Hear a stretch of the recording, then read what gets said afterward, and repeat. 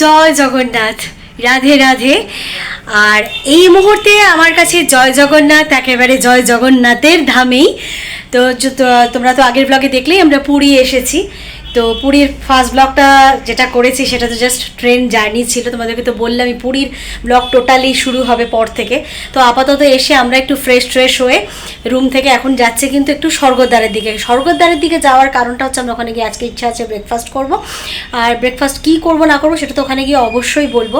আর যেটা তোমাদেরকে দেখাবো, আমার পুরনো চ্যানেলে এই হোটেল যেটা আছে এই হোটেলের ভিডিও পুরো ভর্তি।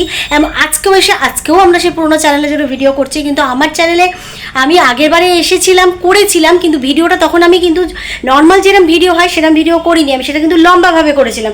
আর হোটেলটাও বিশেষভাবে খুব একটা কিছু দেখানো ছিল না।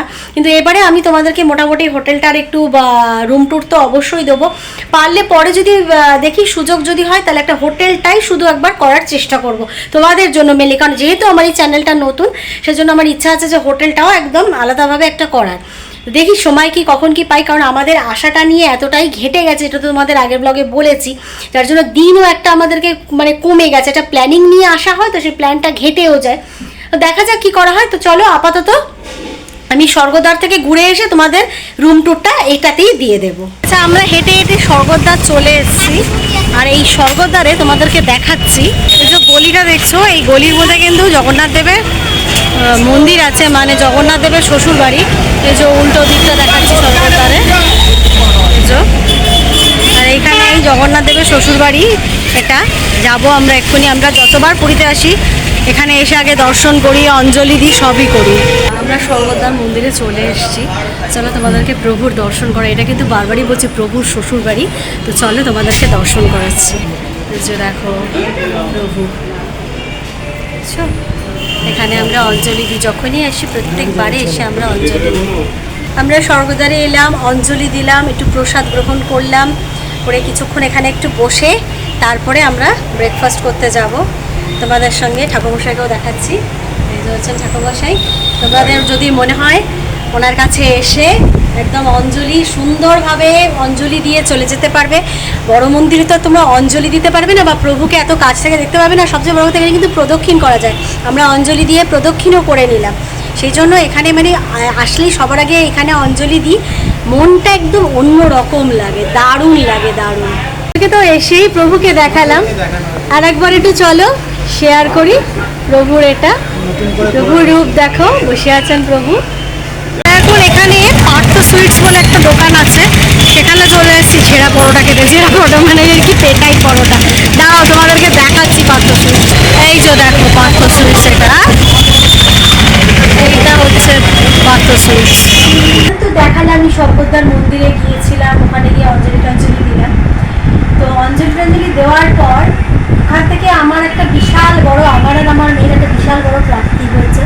সেটা হলো এই যে দুটো শাড়ি দেখছো, এটা কিন্তু আমাদের প্রভু আর বলভদ্রকে পরানো শাড়ি। বুঝতে পারছো, ওনাদের পরা শাড়ি, মানে এটা পাওয়া যে কি ভাগ্যের ব্যাপার। আর বারবারই বলছি ওটা কিন্তু প্রভুর শ্বশুর বাড়ি, ওটা মা লক্ষ্মীর বাড়ি। তার মানে বুঝতে পারছো তো, প্রভু ওখানেও স্বয়ং বিরাজমান। সেখান থেকে আজকে সকালবেলাটা দুর্দান্ত প্রাপ্তি আমার হলো। আমাদের কত গন্ডগোল করে, কত টিকিটের সমস্যা হয়ে আসতে না আসতে এটার প্রাপ্তি। এর চেয়ে বড় পাওনা আমার আর কিছু হয় না, তাই তোমাদের সাথেও একটু শেয়ার করবো। চলো তোমাদের রুম ট্যুরটা দিয়ে দিচ্ছি। এই হচ্ছে আমাদের রুমে ঢোকার দরজা দিয়ে ঢুকেই পড়ছে এরকম একটা ওপেন ওয়ার্ড্রপ টাইপের, নিচেও একটা এরকম জায়গা আছে, আমাদের টাওয়েল এখানে ঢোকানো আছে। এখানে আমার তো গোপুসোনা আর প্রভু থাকেন, এই যে দেখতেই পাচ্ছ তোমরা। আচ্ছা, তারপরেই রয়েছে একটা বড় মিরারের এখানে আমাদের পুরো ছড়িয়ে ছিটিয়ে গেছে। এই নিচে ডাস্টবিন দেওয়া আছে, এখানে তোমরা জুতো রাখতে পারবে। এই সাইডে রয়েছে ওয়াশরুম, এটা তোমাদেরকে পরে দেখাচ্ছি। এখানে রয়েছে একটা বড় ওয়ার্ড্রপ। এখানে এই মুহূর্তে আমাদের জামা কাপড় সেজে গুজে গেছে, কিন্তু এখানে ব্ল্যাঙ্কেট আর বালিশ দেওয়া ছিল। আচ্ছা, তারপরে এই একটা ছোট্ট করিডোর মতো হয়ে এখানে এসে এদিকে থাকছে একটা টেবিল। এই টেবিলে বসে তোমরা ব্রেকফাস্ট, ডিনার, লাঞ্চ সবই করতে পারবে। নিচে এরকম একটা ফাঁকা জায়গা আছে, এখানে আমরা লাগেজটা রেখে দিয়েছি। এই সাইডে রয়েছে টিভির যা যা দরকার সেখানে, আর তার সাথে ইলেকট্রিক কেটল। এই মানে টিভির ঠিক উল্টো দিকে রয়েছে এটা কিং সাইজ বেড, এখানে 3 জন অনায়াসে শুতে পারবে। এখানে তো আমার মেয়ে রয়েছে, বুঝতেই পারছো তোমরা, 3টে বালিশও দেওয়া রয়েছে। এখানে যে মেয়ে সোফায় বসে আছে, এটা হচ্ছে একটা 2 জন বসার মতো মোটামুটি সোফাটা। জামা কাপড়টাকে ইগনোর করো, জামা কাপড়টা দেখে বেরোনো ইস কি করেছে সোফার উপর, কিছু করার নেই, একটু খুলে রাখা হয়েছে জামা। তার পাশে একটা সাইড টেবিল রয়েছে, আর এখানে তোমার লাইটের সব সুইচ বোর্ড রয়েছে। অবশ্যই এটা এসি রুম, এসি রয়েছে।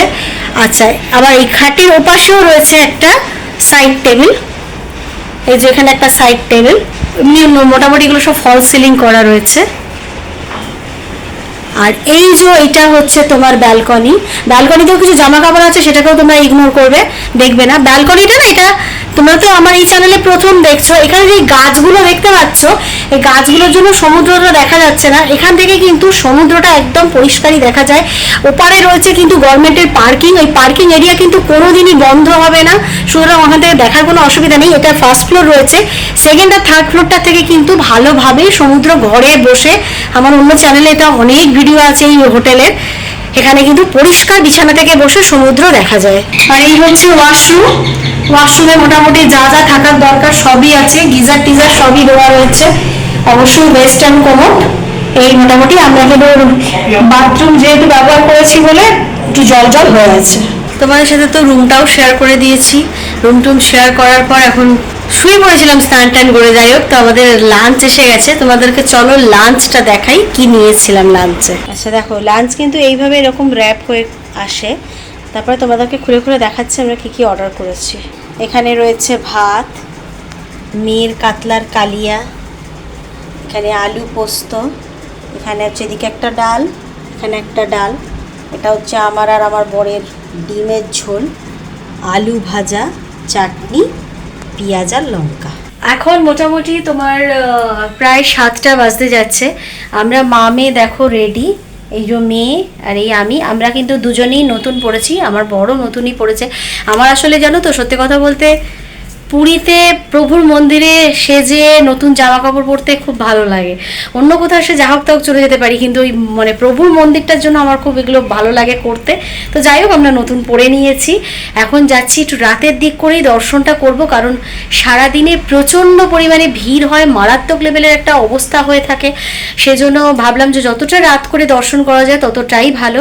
তো চলো এখন বেরোনো যাক। আর আমরা কিন্তু মন্দিরটা পুরো হেঁটে যাব, মানে ভেতর রাস্তা দিয়ে আমরা আগের বারেও হেঁটে গেছি, এবারেও যাবো। হ্যাঁ, এটা একটু গরমটা একটু বেশি আছে, ও তাতে কোনো কিছু নেই, প্রভুর দর্শন পাওয়ার জন্য এই গরমটা আমাদের কাছে কিচ্ছু এসে যায় না। তো চলো এখন যাওয়া যাক। মন্দিরের ভিতরেও জানো ক্যামেরা অ্যালাউ হবে না, বাইরে গিয়ে যতটা যা দেখানোর একটু দেখিয়ে দেবো, দিয়ে তারপরে জমা করে ফোন ভিতরে আমরা যাবো।